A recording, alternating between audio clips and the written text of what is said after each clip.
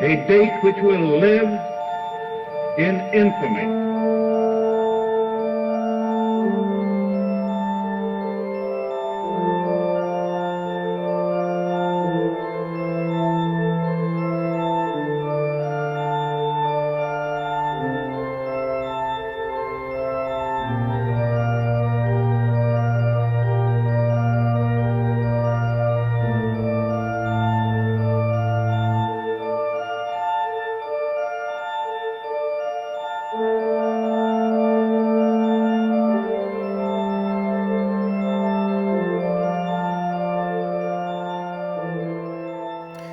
Okay guys, so I've gone through this here and I just sent James a request, but I'm pretty sure he still has his points here. So I've got 11 for the spread of communism. I got my warm water port, I've got my rail, and the CCP gets all 3 points because there's no foreign guys on my soil. And I got Moscow and Nanking for 18 points, minus 6 territories that the US and the Germans took last turn, and I'm at 12. For the Axis, the Germans get 3 of their 4 points for Lebensraum. They have +1 for, +1 for the gaining resources, because their economy is strong. And then there's 5 cities, so London, Paris, where are they? So he's got Berlin, Tokyo. I added all these together. So Berlin, Tokyo, Rome, London, and Paris. So he's got 5 more points there. Italy gets 2 for expanding the empire. Japan has 1 for Pacific security and 2 for Borneo and British Malaya. So that gives them 14 points, but they lost Hokkaido, so they're down 1 for 13 points. So that would give them the win here. Okay, so I'm just going to roll the die. If it ends now, it'll end in an Axis victory by 1 point. And there you go, folks. There it is. All right, and the time, my stupid watch. There, oh, come on, shoot. I'm still filming here, guys. Just trying to get my watch here, just to make sure everything. There you go, 3:17. Now I'm going to fire this off to you right now.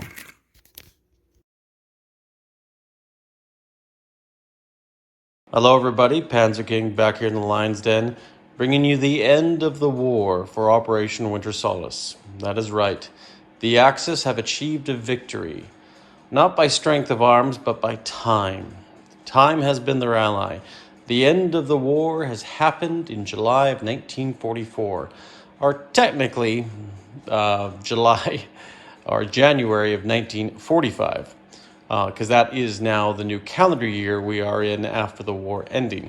So, that being said, this video is part 1 of 3 to go over the wrap-up of Operation Winter Solace. Now, you may be wondering, why make 3 videos? Well, the whole point of making 3 videos is because of the simple fact we're going to go over the review of how the Axis won this victory. We're going to go over the potential next turn, the fictional 18.1 German turn that could have happened in part 2. And then we're going to go over the division of the world in Man in High Castle style for part 3, which hopefully you guys will stick around and enjoy and watch. Mainly because I have this beautiful board set up with all these pieces, and before I pack it up and give it a rest for the spring offensive, I figure we might as well do a little bit of fun. So let's dive right in here and look at what has happened last turn for the Americans. The Americans were sneaky, and they took Java from us, from the Japanese. And they landed troops into the Mariana Islands and took that territory away as well. They did not, however, attack Alaska. Fortress Jinx thought that was a bit of a sideshow, and probably it was. They did do strat bombing in Vladivostok with those American bombers that have landed in Hokkaido. And a few other various odds and ends, but nothing crucial to the end of the game. Now, you probably saw Hilltop's dice roll just in the prior part of this video, and that is how the end of the game has come to pass. He has rolled a 3. The reason why he has rolled a 3 is because you need to roll a 4 or less. And currently, right now, if you look at the map, in the variable ending of July 1944, you roll a 1 or less. You keep on going. However, if certain capital or objective cities are captured by enemy occupied, they will in turn add 1 die or 1 value number to that die. And currently Nanking, which is a KMT city, is occupied by the CCP. And the other two, the Germans that occupy not only Paris, but London, also add a modifier to that. So those 3 cities plus the 1 adds up to 4. Hilltop rolled a 3, and the end of the war happened. So that being said, that is how we are at this stage. Now, just to go over the final steps of what happened in the American turn. Well, not too much happened on this side, beside a few minor attacks and a few movements and a few builds. But if we go over to the other side of the board here, we can see that the Americans that were stationed here bugged out. And actually, I believe from his last communique, they actually went to Scotland. There was a debate of attacking the Netherlands or Denmark, but he actually bugged out these troops and went back here.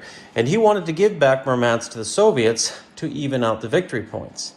However, the Soviets did not want the territory back because they believed it could not be accepted back without conquering it.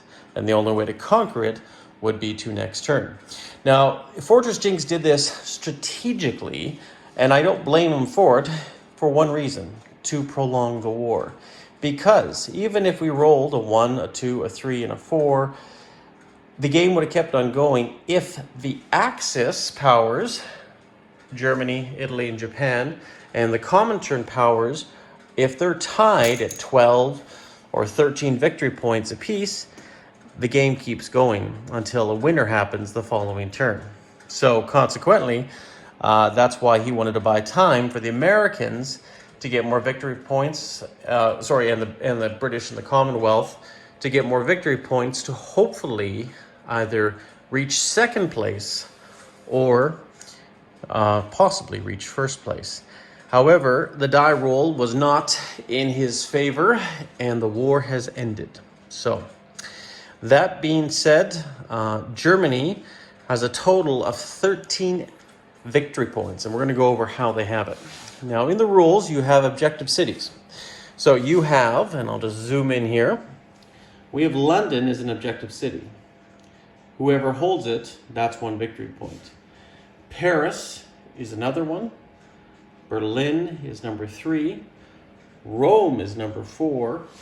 And over here, Tokyo is number 5.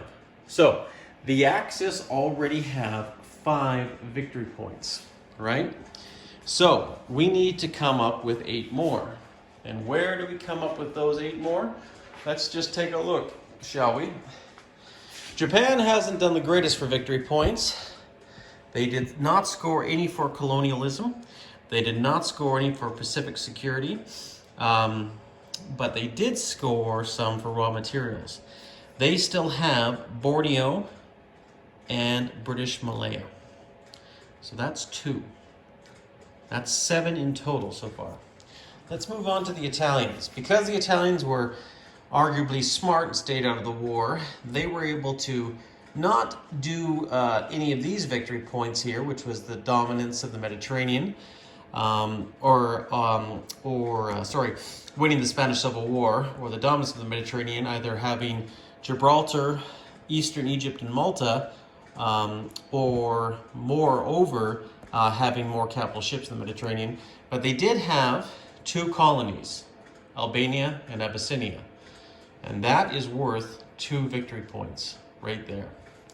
So consequently, Abyssinia is worth its own victory point to begin with, right? And consequently, they were able to stay neutral out of the war to get a max score of those. That gives us 9. So, where do we have the other 4? So, if we look at the Spanish Civil War, 0.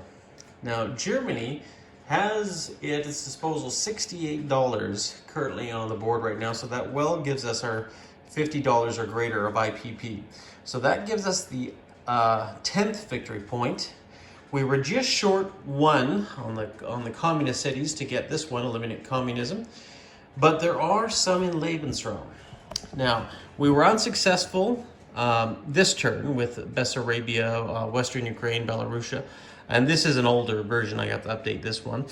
And we were unsuccessful with Yugoslavia and Thessaly.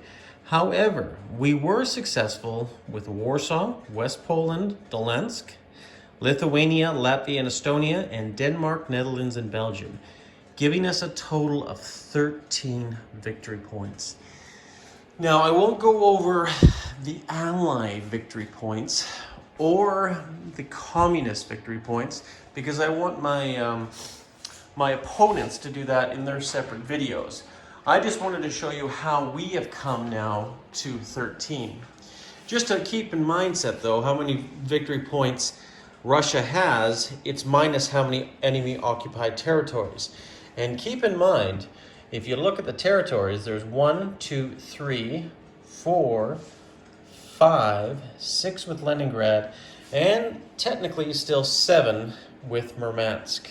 So those all strike a big blow against Soviet territory in their home country. So that is something to keep in mind, right? Now, there is one thing here that brings us down to 12. That's Hokkaido. Now, Japan technically loses one with their home country being occupied, and that's Hokkaido. So technically, if you look at our victory points, we're at 12, right? Now, if we're at 12, where the victory point comes then, if you want to look at it that way, is where the Soviets cannot accept Murmansk back. Because of that, they are left with 11 victory points and the Germans 12. So that is how we have come to a victory, not by any technicality, but because the Russians could not take this territory back because they did not ask for that territory back. So consequently, Germany, or the Axis powers, I think played a decent game. And I'll be the first to admit, I'm kind of bummed. I actually was hoping that we were going to play well into 45, maybe even 46. But that's the thing. Dice are fickle things, and they interrupt some things. And it's been a long game, guys. We've played 3 months, and I've enjoyed every step of it. But you know, I think the writing's kind of on the wall right now. Now, granted, the Allies are coming back, but obviously this is why I want to do next turn for you guys in part 2, and just show you what my plans were. And of course, I'm not gonna venture down to what the Russians will do. I just want to see if it was successful. And if it was successful with my buys and what I had planned, I think it would have been very difficult to take any more victory points off the Germans. So hopefully you stick around and watch part 2. And then later on, part 3, the carving up of the world as we know it in this alternate history ending. So anyways, guys, that's my review and go over of everything here. I hope you really enjoyed this series. And stick around. Like I say, there's still a few more videos to come. But like I say, I've had probably just as much fun playing this game as I have painting all the units. And I'm kind of bummed now because every day or second night I'm painting a set or you know, maybe painting some Russian tactical bombers or glossing them or protecting them. But because of that, I'm going to give you a little hint, guys. I'm bringing you a new series. Many of you are familiar with my dry dock series. Well, I'm going to be bringing the Hangar Base series to you, and that's going to be a review of all the planes I've done, painted up, stats, and everything else. So hopefully you'll enjoy that as well, and you'll get a close-up view of a lot of planes and exactly how I've done them, painted them, why I painted them, and so on and so forth. So that is my conclusion, guys. Panzer King here in the Lion's Den, bringing you the end of the war for Operation Winter Solace. You guys all stay classy, and we'll see you again for the next YouTube Wars here in the Lion's Den.